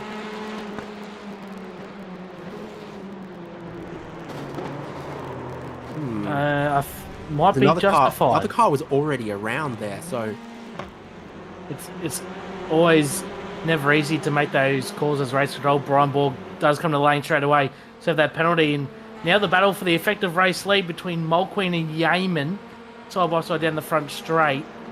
They will hold on to their positions. So still the top 4 yet to pit. Peter Pavlovich comes into the lane from P3. This is on board Brian Borg in the 71. Gets in the rear bumper, and then gets him that second one. Gets into him, but that outside car was already turning around. Might have not helped the situation at all, David, but race control has made the move. Pavlovich! Peter Pavlovich has come out of the pit lane, has made contact with another car, and he's on the outside of turn number 2, Denton's corner. unfortunately, just coming out of the pits, was in a decent position. Into Unfortunately, which facing corner? the wrong All of way. them, maybe now. Ho, ho, ho. Well, we'll take a look at that here on the narrow pit exit. Oh my! Man, Very awkward rejoin. As this is the battle for the effective race lead. We've touched on it. Is Damon Mulqueen the effective race leader? Remember, the top 4 have not made their pit stop, and looks like Jonathan Akers in front of Mulqueen's impeding his progress a little bit, which is certainly putting the pressure on him and backing him up into Daniel Yeaman, Cole Ridley, Ewan Baker in behind. There's a big battle pack forming in behind them. So Mulqueen will be hoping that these guys make their pit stop. Mulqueen goes for a move down the inside. He won't get it done into turn number 13. He'll be praying that Jonathan Akers pits this lap, but he's gone down the inside, so Akers can't get across to make a pit stop, but Mulqueen will have the inside run. Akers makes it a little bit more difficult for him down the front straight. Mulqueen will get the move done at turn 1. Very nice move from Mulqueen. And now Akers and Yeaman make contact in the back end, and now Cole Ridley on the outside of Daniel Yeaman coming into turn number 3. Not sure outside of turn number 3 is a good place to be, and well, he gets left enough space there by Daniel Yeaman, who, everyone's had a little bit of Jonathan Akers in the last couple of corners, but it's important for Mulqueen to start getting through this traffic, putting a little bit between himself and his key rivals. Off Ridley the off. road goes Ridley. Maximum Hyundai Rally team action. I think that move from Mulqueen on Jonathan Akers, that could be the race-winning move. So now he's got a car between himself and Daniel Yeaman. He's going to look to put Greg Levine to the sword as well. So if Mulqueen can get 2 cars between him and Daniel Yeaman, that's going to be very decisive the last 8.5 minutes in this race. Akers balks coming into the chicane, allows Daniel Yeaman by, and now Ewan Baker, will try and go around the outside. He won't get the move done, so Ridley's dropped a couple of spots after that little mistake, and now it's back on between Yeaman and Mulqueen for the race win. There's still only 3 cars left to make that compulsory pit stop with 8 minutes remaining and 3 minutes left in the pit window. How about Craig Davison's 7-second lead at the moment? The way that the battling's taking place behind. It's Joey Capone, Greg Levine under pressure from Damon Mulqueen, trying to work his way through the field quick as he can. He's got Daniel Yeaman right back on his tail, breathing down his neck. They leave room for these guys to get to the pit entry if they want it, and a few of them do. But Yeaman and Mulqueen battle it out here. Yeaman drops back in line. A couple of those cars pit out of the way. Mulqueen now up into second outright. Yeaman breathing down his neck. Ewan Baker cleared to catch up to them as well. Yeah, it was an interesting strategy from the 66 of Levine. He went very defensive at turn 13 on Mulqueen and then decided to pit. So bit of a weird strategy for the 66, but either way, that makes it a little bit more interesting out front because that got Yeaman a little bit close to the rear bumper of Mulqueen. Now they got clean air, so there's going to be a straight out fight for the victory. There's still Craig Davidson left to make his stop, but he's 8 seconds up the road, so he's not going to be a factor for these two. At the moment, it will be Mulqueen, Yeaman, Baker, the effective top 3. So it's still going on in behind between Capel, Ridley, Kuznetsov, and Jonathan Akers he still has to pit yet, so he's caught up with these other guys racing for position. He still has to make a pit stop.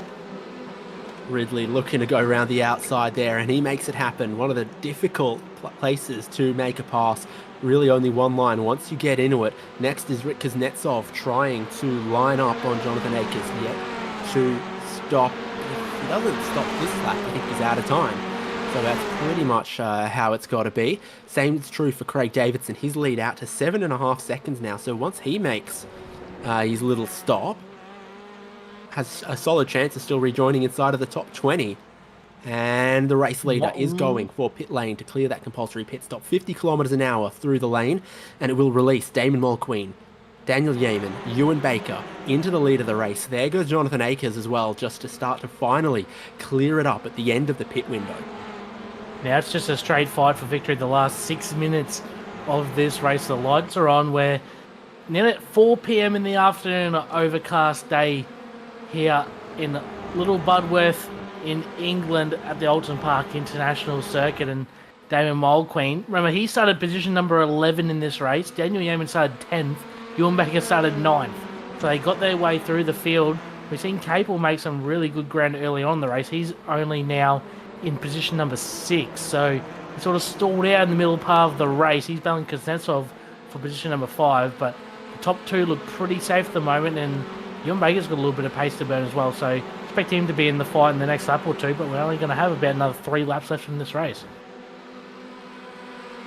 Yeah, not too long left, and everyone has been through pit lane now, making no guarantees about that they were during the correct window or that they took the correct service, but certainly everyone has at least entered pits once. Rick Kuznetsov's 5th, under some pressure from Lachlan Capel, still in 6th outright in this race.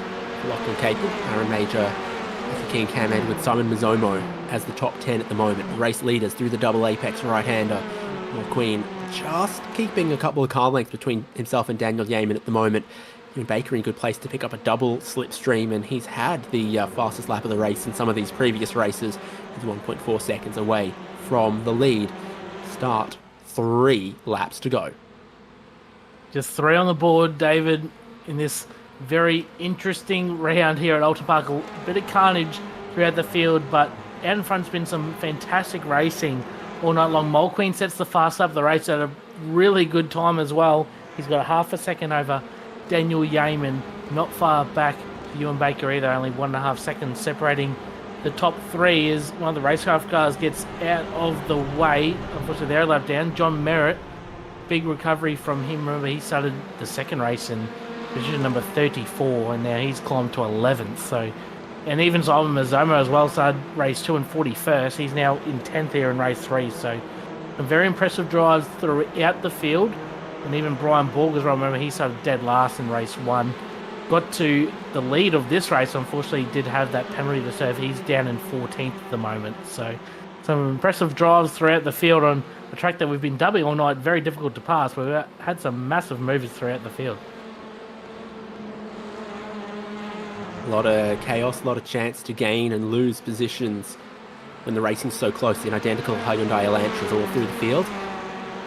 Queen's lead just tipping down a little bit, but all of the leaders, it really got a little bit of clean air right now, getting close to the maximum of their pace, following the racing lines that they've practiced, and there's really not a whole lot in it. Ewan Baker there, you can see him pushing on as hard as he possibly can, still basically exactly 1.4 seconds off the race lead, and Daniel Yeaman in the middle of that as well. As they started a lap ago, they start this one. A lot of the battling's kicking off in the group behind, like Merritt, I think, making a bit of a move potentially on Simon Mizomo. If I'm seeing the right cars, I am. They're side by side on the pit straight here, with Merritt to the inside of turn number 1. Mizomo breaking a little bit deeper around the outside, trying to cut back to a late apex, squeezing John Merritt, who gives a respectful amount of space, and from around the outside of turn 1, Mizomo is able to hold on. Yeah, some fantastic battling in the back half of the top 10 there between Merritt and Mizomo.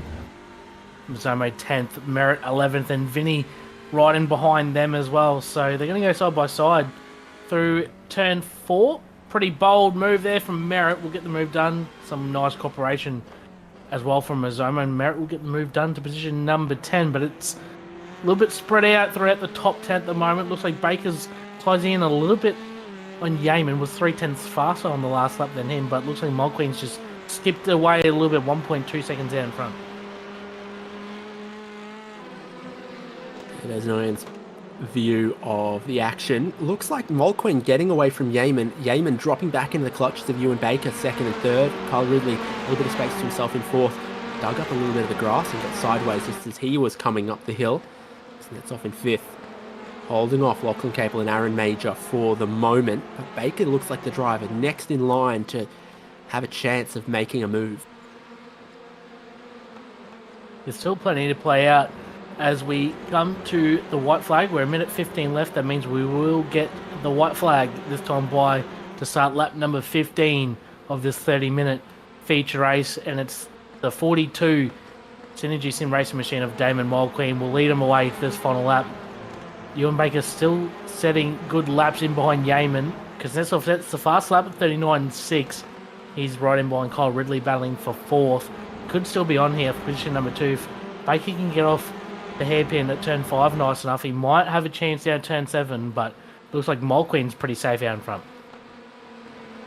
Once you can get more than a second ahead, then you start to break the slipstream a little bit. You got a chance of pulling away. Saw Lachlan Capel do it in race number 2. Mulqueen just getting into that zone here right at the end in the dying lap of race number 3. Baker, oh, he got a good run and he's close within a car length, and you just keep foot flat to the floor, going up through the gears, going uphill as well, which magnifies the effect of a slipstream. Lets Ewan Baker get even closer. He's going to play the mind games. He's going to sell the dummies because he's only got one chance at it on this final lap, and he's really got to be on his game, looking for a better run up the hill if he can get it than Daniel Yeaman. If he can't, that's one of the last opportunities you get on the lap. And as they battle, Damon Mulqueen sails off figuratively and literally into the sunset at Oulton Park. He's looking to take race win number 3. Yeaman, it's tidy so far, and to defend at Oulton Park, that's what you've got to do. You've just got to be tidy. The guy behind wants you to make a mistake. You've just got to be inch perfect on your lines. Late look, but not close enough from Ewan Baker. Damon Mulqueen's pleased with himself as he takes the feature race win at Oulton Park from Daniel Yeaman and Ewan Baker. Ridley holding off a late charge from Rick Kuznetsov, who still has the fastest lap of the race, and the rest of the field will trundle through as well. 13th and 14th, looks like Jacques Swanepoel and Brian Borg going back and forth, and Borgie has taken one last spot. He took the compulsory pit stop, he took the penalty, and he still finishes 13th. Yeah, impressive recovery there from Borgie to get back into that position, and fantastic effort throughout the field. Some big movers again. It's still going on in the background, in the back half of the top 30. And some fantastic racing all night long. A little bit of chaos mixed into it, David, but we've seen some fantastic battles all night long, especially Yeaman and Baker. They couldn't get away from each other all night long, it seemed.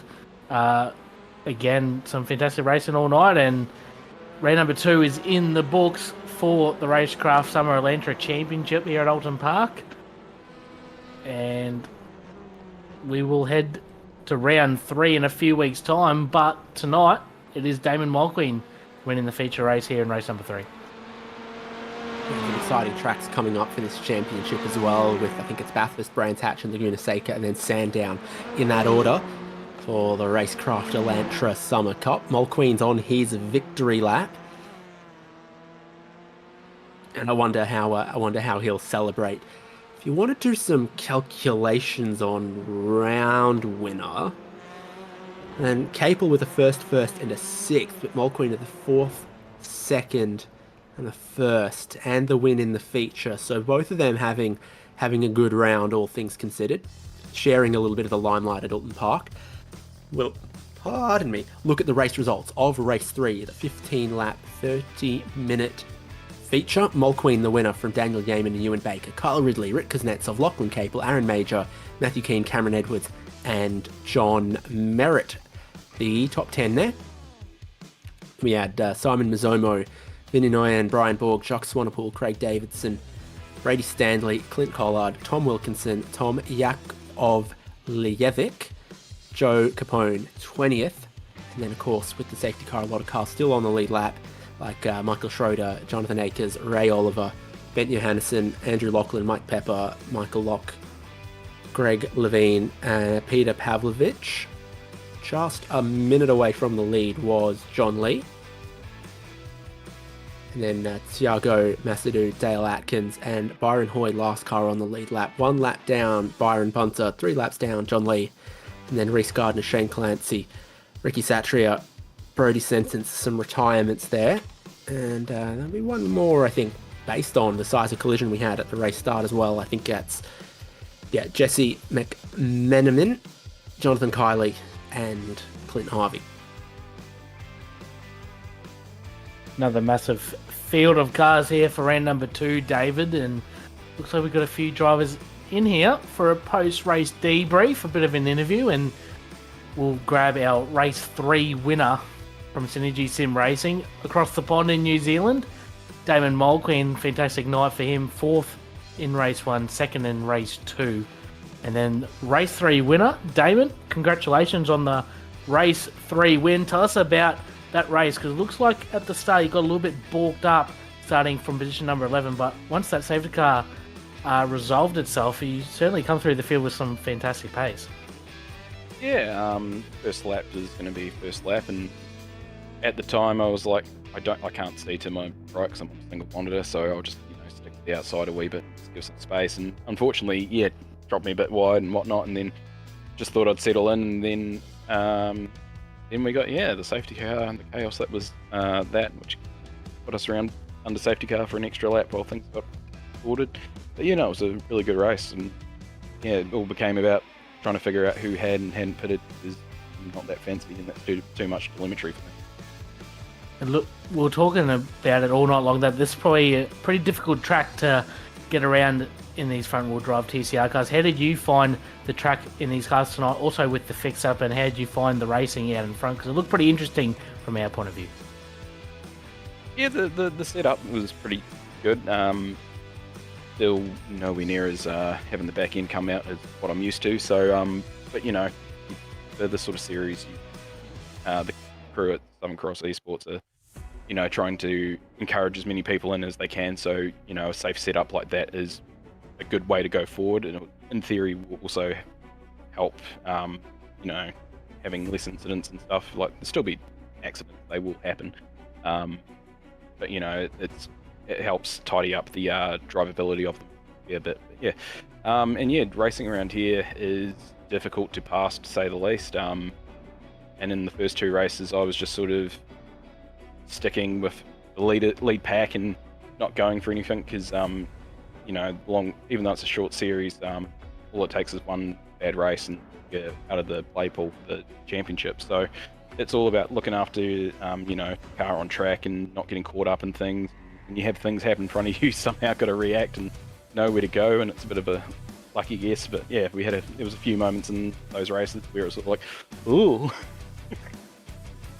We head to Bathurst for round number 3 on December 13th. Obviously, you have plenty of laps around there in the TCR cars. So what are your expectations heading into that round in a few weeks' time? It'll be interesting. And conversations that I've had with Dean regarding setups and tracks and whatnot, and with it being Bathurst being an oceanic staple, we've all done a bazillion and one laps around there, so that might be a slight exaggeration, might not be for some, but it's going to be a real field equaliser, probably the same with Sandown when we go to it as well. And you've got to be neat over the top, up the hill and whatnot at Bathurst, and then down the straight, down Conrod, I reckon this is where we're going to see the biggest effect of tow, if we're going to actually see it take effect. So far, straights at Okayama and here at Oulton Park don't really lend to the draft kicking in too much until it's too late. So hopefully, it'll provide some more excellent racing. Well, what is capping off a fantastic week for you? Obviously, securing the V8 Scops TCR Championship on Saturday, and then a round win and a race win in race number 3 here to cap off your Wednesday night. And before we let you go, Damo, any sponsors and shout outs you want to give thanks to? Firstly, we've just got to thank all the crew at Synergy Sim Racing. They provide the nice bit of kit that we race here in the series for myself. Could have been you too, Brady, if you jumped in, but you decided to be comms man. All our sponsors, we've got Parramatta, Isuzu, Watercraft, Wave Runner, I can't remember if it's been changed or not. Performance Centre, Works, Racing Components, Western Mazda Group, probably ruined that one, sorry guys. DGD Custom, Steve Photo, DM's Photography, 88 Media, Dr. Epoxy, Australian Laminating Company, and there's plenty more out there that may not be on these cars specifically, but all their help's appreciated as well. Thanks for the chat, Damon. Hopefully we are talking to you at round 3 at Bathurst. Cheers, fellas. Looks like David Haynes has caught up with third place getter in race number 3, and a podium in race number as well to Ewan Baker. Yeah, well, congrats there, Ewan. 2nd, 4th, 3rd, decent haul. Yeah, not too bad. I mean, I think I'm quite grateful to miss a lot of the carnage in there. I mean, I was well in it, but still managed to pull a decent result, which is good. Your strategy thoughts in that final race, because there are a couple of options available, and whatever plan you might have had probably went to the wall as well. Yeah, I was thinking sitting on the grid, it's like, oh, do I come in a bit early, try and get some clear space? Because it is so hard to overtake around here. I knew I had, front running pace if I had clear air, but I thought, nah, probably going to get caught up towards the back because there's just that many people out on the grid, which is great to see, but a bit of a pain in the neck for strategy. I thought, now I'll run it late as I can, sort of keep the pace up, and then of course safety car came out and threw that in the bin. Yeah, sure did. Equal cars across everyone in the Elantra, fixed setup like that. So does that favour your strength, or does it make you have to work a little harder? Well, I'm absolutely hopeless when it comes to setups, so I'm always happy when it's fixed. It's just one less thing to think about, and at least then I know, right, it's just my drive, and if I'm slow, then that's on me to figure out how to get a little bit more out of the car. Still a little bit to work on. I need to practice my starts. Apparently, I've completely forgot how to do them. Got nothing but wheel spin race 1, and then race 2 just bogged the thing down, so both extremes. I managed to get an average 1 race 3, fortunately, but yeah, just getting more experience, getting more speed, and it's good. It's a hell of a lot of fun to drive, I tell you what. Yeah, 3 race starts to have to nail, and on a cold track every time you get a bit of heat into the tyres in qualifying, reset into the race 1, reset into race 2, reset into race 3. Yeah, it's just trying to hammer into my mind. It's like, cold tires, take it easy. Slightly forgot on race 3. I think I was that excited about my good start that I just plowed into turn 1, ran wide, got to slow down, which, lap 1's always a bit painful. But yeah, big one was remembering to take it easy through Island Bend in turn 1, because if you hit the grass there, you're just gone. You're in the wall. I did get quite lucky race 3 in the first few laps where I did run it wide, but just managed to bring it up and get it back on track without too much incident. And yeah, your driver and passenger side doors have got Daniel Yeaman's signatures on them, and here's yours. How you feel? Oh, he's got the widest elbows on the grid, I think. That was mighty impressive. Yeah, every attempt to try and pass him, he just parked his car perfectly in the right place. I had the nice bit of door banging down the straights when I was side by side, which, that's just the fun part of TCR, isn't it? Yeah, slightly frustrating. I felt I might have had something for him at the end, at least have a bit of a dive, but my steering was a bit crooked from a bit of a dent earlier on in the race, so was sort of driving one hand down a bit, which is a bit of a shame. But overall, yeah, good battle, and targets on him next round, see if I can get him then. Every race on the podium or not too far away from it. We'll look forward to seeing you in the next round. Oh, thank you very much. I look forward to being there. Go Ewan Baker with a second, a fourth, and a third. And double race winner, Lachlan Capel, joining us now. And with that race 2 win, starting from 12th on the grid for race number 3, you are no good deed goes unpunished in TCR racing. No, this is my first time actually driving the TCR, so this league is my first time probably trying to drive it. I've never actually driven it before, so getting the full experience of bumping and rubbing and dive bombing and everything that this track offers, because the difficulty of trying to overtake people definitely made the TCR racing a lot harder. Evidenced by a scrape or two on the car in the slow-mo that we're seeing at the moment. You moved forward in race 1, maybe with a little bit of luck to take the win there. Race 2 was all yours though. Yeah, race 2, I just had to kind of play it right, I've watched a few people and I've learned from a couple of people how to defend the best, just kind of put the car in the right place and make it so they can't really overtake, and pressurized Rick into going for it too aggressively, and that cost him, and I just had to maintain the gap to Rick Damon to the end, so I was happy with that. Yeah, race 3, not ideal with the pit lane exit. I completely forgot this was trying to follow everyone out, and yeah, got a few scrapes from rear-ending cars, front-ending cars, all the concertina effects at the chicanes and that from trying to get through the people who hadn't pitted, so it was a little bit chaotic. Certainly was, but in the end you come away with some reasonable results all round, and it sounds like we might see you again for some of the later rounds as well. Oh yeah, I'll definitely keep turning up and keep having a run. I mean, I barely did much practice of this.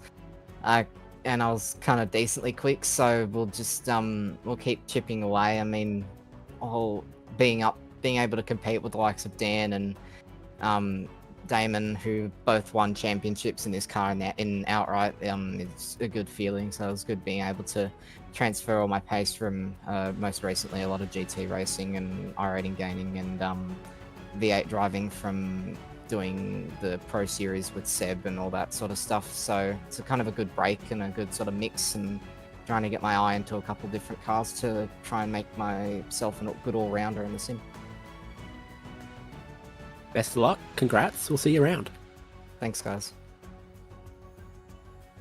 Here we go, Brady. 3 of the strongest drivers from tonight's racing, and we can look forward to the next round. Yes, Mount Panorama doesn't need any introduction whatsoever.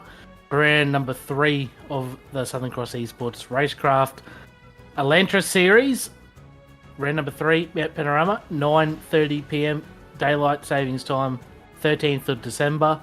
Our last race of the year for this series, and we'll pick it up with 3 more races in 2024. So plenty to play out, a lot of time for drivers to get some practice laps in, and Mount Panorama always puts on some fantastic racing, David, so I'm really looking forward to it. The track that we know it, we love it, whatever the category of racing is, and it is simply a gorgeous, gorgeous place. Congratulations to the race winners tonight, to Lachlan Capel, but the feature to Damon Mulqueen, and of course, our big thanks to the series partners, Southern Cross ESports, Racekraft, and Sudspeed's Black Friday sale. Use the code BLACK35 for 35% off to the end of November. That's been the Racecraft Summer Elantra series from Oulton Park. Not too long to wait till they head to Bathurst. You'll see it here on SimSpeed TV.